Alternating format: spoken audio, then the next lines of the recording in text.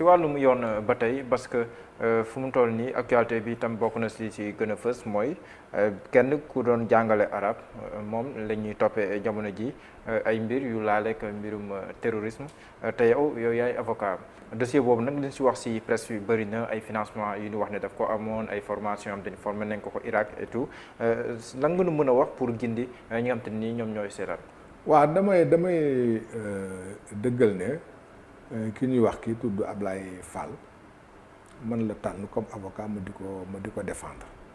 mënuma wax ci dossier bi nag lu bëri ndax dossier avocat la am na lu ma yoon may ma wax ko ak lu ma yoon may donc du ma ci wax waaye dinaa naqar lu benn wala ñaar bi jiitu mooy li nekk ci dossier bi yëpp mi ngi ci mbedd mi li ci nekk lépp man démb laa koy soog a gis waaye li nekk ci dossier bi yëpp mi ngi ci mbedd mi. kon fekkoon na nga lire ko ci journaux yi. laataa may gis dossier bi. kon loolu gis nga dama naan encore une fois làmmiñ dëgg lay wax wala safaan wa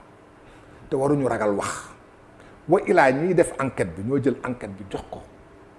génne ko ci mbedd mi wa ilaa tribunal la ñaar yooyu rek la amul beneen parce que foofu rek la dossier bi nekk dossier baa ngi ci ñi koy enquête dossier baa ngi tribunal te tribunal bi dossier bi gi génne man avocat bi yoon mayuma woon ma gis dossier bi parce que gisuma ko xaw ma ko démb laay soog a bind tribunal parce que démb lañ ko woo pour wax ko lu ñu koy topp ci laay soog a mën toog wax ci dara kon lu fa génn rek diggante enquête bi ak tribunal la loolu jaaduwul ba pare may wax ne li ngeen gis mu génn yépp dara amu ci ay tuuma la boo xam ne bi suñ ci àggaa ëllëg dinañ wax ne dara amu ci may wax ne encore une fois dama gëm ne Sénégal toll nañu foo xam ne fii suñu service yi surtout suñu service de renseignement et d'information dañu war a am autonomie li tubaab di wax autonomie dans la collecte de l'information soo koy jot dafay fekk nga war ko mënal dafa jotal sa bopp donte ne nag da nga ciy am ay coopération ak ay états étrangers mais état étranger warul a manipuler muy benn ñaareel ba dans ñu am capacité analyse li ñu am parce que yow miy wuti information indi ko nga xam ne bi yow yaa ko gis yaa ci teg sa loxo wala boog ay doxandéem kale bitim réew ñoo la ko jox il faut que ñun ñu koy analyser ñu am capacité mën ko analyser ay terroristes qui sont li xam nga ay soo jëlee benn exemple rek laa jox soo jëlee Hezbollah bu Hassan Nasrallah bu Liban ñoom ay chiites lañu ils ont trois adversaires trois ennemis l'État d'Israël les États-Unis ak l'Arabie saoudite donc États-Unis Arabie saoudite Union européenne ak ñoom ñoo leen wax dem ay terroristes lañu donc il faut qu'on fasse attention à ce que nous faisons bëgguma ci sori mais dama bëgg wax encore une fois que ñaar c'est important dans ce pays et pour nos cadres parce que suñu cadres yi dañu leen a jël suñu alalu réew la ñu jël jox leen ko ñu former leen ba ñu doon li ñu doon ils doivent avoir l'autonomie dans la collecte du renseignement parce que loolu dañu leen ko jàngal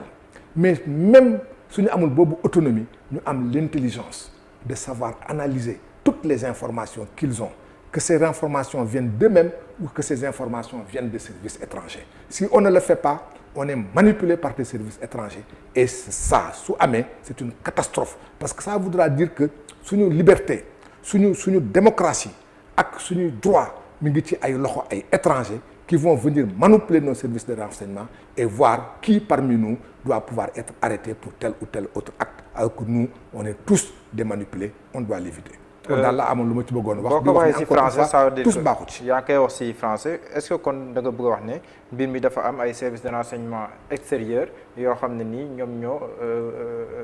ñoo poussé à l'arrestation du professeur d'arabe bi nga xam ne moom la. loolu ragal naa ko. wax nga tamit mbirum ay chiites xam nañ ne chiites bëri nañ Iran lool waaye tamit bëri nañ Irak yi tamit moom bokkoon na si li ko doon toppee mooy dem na Irak dem na fa sax ba ñu tàggat ko si wàllu ay filature tamit bu lay xoy ñooñal maanaam bu lay torturer nan nga war a def pour dékku ko yooyu loolu tamit journaux yi wax nañ ko ay financement am na sax ñu naan daan na fi tàggat ay ndaw si wàllum li ñu tuddee wàllu man bu mu wax jihaad terrorisme laay wax si wàllum terrorisme ak yooyu loolu tam bokk na si. damay tontu ci tubaab. accusation sans fondement et sans preuve loolu yëpp dara amu ci ay wax la rek mais bëgguma ci sori parce que dossier baa ngi tribunal bëgguma ni ñu koy wax que le bâtonnier ma tape sur les doigts donc du ma ci sori li ma mën a wax rek mooy man li ma lire ci presse bi yëpp 99% ay manipulation la bu dëgg. instant yi mi ngi kaso. waaw mi ngi kaso sous mandat de dépôt. waaw. mbirum terrorisme tam bu ñu gisee d'une manière générale lu jénn foofu noonu récemment gis nañ ne Sénégal dafa gën a durcir sanction yi yaatal nañ sax mbir mi si wàllu mu ñu woon fi coow si wàllu manifestation ak yooyu loolu tamit ndax yow jàpp nga ne bu ñu jénn si dossier boobu contexte actuel bi ñuy dund Sénégal mën na koo justifier. waaw xam nga terrorisme li may wax bu ñu gëm suñu ay bët te bu ñu naagu Sénégal dëkk yi ko wër yëpp presque terrorisme ma nga fa. te ñi terroristes yi seen but ultime fa nga xam ñoom fa la ñu àgg ci cëppaandoo ga moo ñu ñëw Sénégal toj ko ñoom ñëpp loolu la ñu bëgg parce que ñoom ñiy def terroriste ci Afrique de l'Ouest li ñuy wax seen premier adversaire mooy les xabru les mausolées parce que nee nañu loolu bokkul ci l'islam dañ ko war a toj suñu xabru xoolal seen te Sénégal ci Afrique de l'Ouest yëpp moo fi ëpp xabru amul beneen dëkk bu am autant de mausolées que le Sénégal donc suñuy defar yooyu la war nañu tiital te aussi luñ ciy def war nañ ci boole nos guides religieux parce que terroristes yi lu ñuy soxla li pour yàq ko mooy fi suñu maam yi tëdd. gis nañ ko sax normal yi. te en principe ay en plus fi nga xam fa la ñu mën a làqu mooy suñu confrérie yi fa la ñu mën a dem tey jii terroriste bu ñëwoon dem fu mu mënti dem ci dëkk bi ci grande famille religieuse yi toog foofule di tarbiya dañaan ab jullit la rek ndekete ma ngi espionné pour xool naka la ko mën a tojee kon loolu soo koy def suñu réew mi tolloo foofu la mënoo ci def ab jéego donte ne lu toll ni tarfatal ay ni la te suñu kilifa yi doo leen ci boole. Cheikh Tidiane Gadio sax mës na junj lu mel ni assemblée nationale si menaces yi ngay wax nii. waaw loolu dëgg la dégg naa ko gis naa ko ànd naa ci nu mu ko waxee ci yenn fànn yi boog en tout cas bref toll nañ ci foo xam ne fii c'est une menace qui est réelle qu'il faut prendre au sérieux mais loolu laay wax encore war nañu am autonomie dans la collecte mooy ngay am ay information ay xibaar yu leen concerné xibaar yu tegu ci lu leer mais xibaar soo ko amee da nga koy xayma ñiy xayma xibaar yi di ko xool ñooñu dañu war a fekk ne parce que suñu alal lañu leen formé ñu ànd ak dal am xam-xam xarañ ba kenn ku bokkul ak ñoom mënu leen nax ba dugal leen ci gutta parce que soo toppee ñenn ñi da nga leen di topp ñu dañ ci gutta lañ lay dugal te gutta googu soo ci dugalee rek àdduna tukki donc loo xam ne bi su amee àdduna day tukki parce que ay bakken ñoo ci yor. est-ce que waruñu gën a sensibiliser Sénégalais yi par exemple xam nga sànq juñu gox am na ay organisations yoo xam ne dafa am ay réew yoo xam ne dañ leen déclarer comme des organisations terroristes est-ce que loolu forcément Sénégalais yëpp xamuñu ko est-ce que waruñu gën a sensibiliser Sénégalais yi parce que mën nga jëflante ak organisation yow doo terroriste amoo sa intention yooyu mais comme am na yeneen réew yu déclarer organisation diw comme organisation terroriste yoo xamoon loolu ngay jëflante ak ñoom naturellement ñu dugal la foofu te doo ko xam tamit est-ce que waruñu ko sensibiliser. xam nga Sénégal ba léegi gisaguma à ma connaissance mën na am sama xam-xam soriwu ci en tout cas da ngay wax li nga xam Sénégal ne ban organisation terroriste. man it mosuma ko dégg c'est vrai. jàpp naa ne tey loolu war nañ ci agsi Sénégal war na taxaw ne Boko Haram organisation terroriste la par exemple ne groupe islamique armé wala groupe tel organisation terroriste la pour que suñu sénégalais yi war a am ñooñu am ak ñoom affaire ñu def ko mais Sénégal masul wax ne par exemple que Pasdaran yi bu Iran ay organisation terroriste la ñu masul wax ne l'armée du Mahdi bu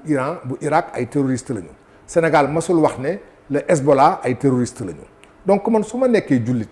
jàng Liban wala ma jàng Iran Pasdaran yi di ma dimbale ma jot ma xaalis wala di ma jàngal parce que aussi foofu c'est très compliqué ñu may ma xaalis ma jël ko wala ñu ma dem di fa ziar mu ñëw ñu ne ma am nga relation ak ay terroristes dafay am problème parce que c'est pas le Sénégal qui a déclaré ces organisations terroristes Union européenne def na ko ñun bokkuñu Union européenne États-Unis def na ko ñun bokkuñu États-Unis Israël def na ko ñun ne sommes pas un territoire israélien Arabie saoudite def na ko ñun duñu ay arab donc ñun ñooy xool ñun suñu biir ñu toog parce que Sénégal nag mënuñu taxaw école arabe yi bëri fii depuis Senghor ba léegi dafa am ay école arabe yooyu lee suñu amee brevet ñu fay jàng di wala am baccalauréat ñu ngi dem Syrie ñu ngi dem Irak ñu ngi dem Arabie Saoudite Égypte dem foofule mu am ay organisation yu leen di jàppale may leen bourse ñu ñëw ñooñu naan leen dañu bëgg ngeen defar ay jàkk ñu leen di may comme seen assistance islamique yi kay defar ay jàkk États-Unis ne jàkk organisation boobu organisation terroriste la ñu jox la xaalis nga tabax ci jàkk ñu ne jox na terroriste moo la jox xaalis jàpp la tëj la kaso fekk yow xamoo sax lu terroriste donc loolu aussi il faut que ñun ñu am politique en la matière il faut que ñu éduquer suñuy nit ñi à la matière c'est des dizaines et des dizaines en tout cas des centaines de Sénégalais des milliers de Sénégalais yu jàng yooyu dëkk mënuñu taxaw ñoom ñëpp ñu ne ay terroristes lañu. mais gis nañu aussi l'affaire Imam Ndao ndax jël leen ay leçons ci affaire Imam Ndao bi parce que bëriwoon na coow bi ci amoon mais Imam Ndao dañ ko mujjee relaxé ci li ci di ko doon toppee même bu nekkee am na aussi ñu ci tëjoon. waaw encore une fois li may wax toujours lu ma xamul xaw ma ko dossier Iran Ndao xaw ma Imam Ndao xaw ma ci dara yàlla dafa def sax yooyu jamono bi ñu koy àtte defe naa dama nekkoon ci suñu affaire Covid yooyu la taluma woon di ko suivre donc suivre ma ko sax. mënuma la wax nu mu demee nu mu demeewul xam naa daal maître Moussa Sarr te sa avocat bu baax bu xarañ bu am xam-xam bu xam liggéeyam daal kontaan naa ci moom ni mu ko defaree te dégg naa mu di ci wax te xam naa def na ci liggéey bu am solo wala xam naa ko ci